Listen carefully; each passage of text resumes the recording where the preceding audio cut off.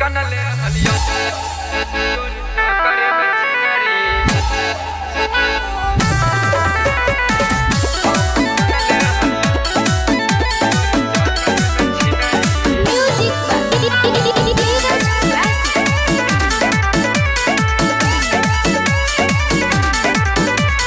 तू हमारा अपन कहबो न मननी हम तोरा अपन मनले हलिया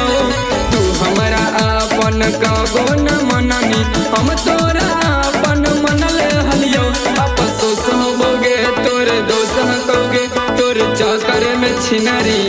हम कनले हलिया अफसोस होबोगे तोर दोष कहोगे तोर चक्कर में छिनारी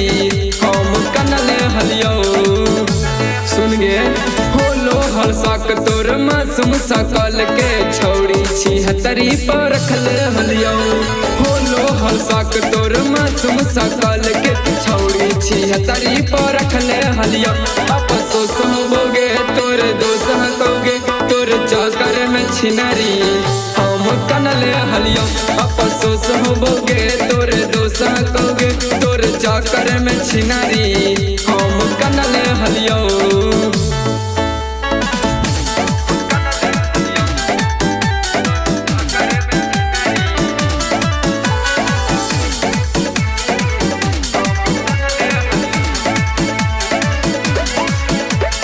मन में मोरा महला हनी हमार गे जोगे छिनार हला होलो सागर गे मन में भरा महला हनी हमार गे जोगे छिनार हला होलो सागर गे सुधरे के मौका हलियो तोरा देले गे जही बिगड़ ना जनले हलियो अफसोस होबोगे तोर दोष कहोगे तोर चक्कर में छिनारी हम कनले हलियो अफसोस होबोगे तोर दोष कहोगे तोर चक्कर में छिनारी हम कनले हलियो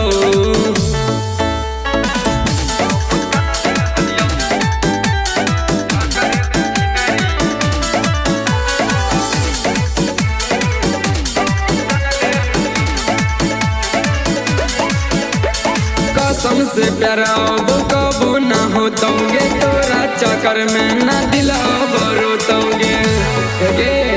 कसम से प्यारा अब कबू न होतोगे तोरा चक्कर में न दिला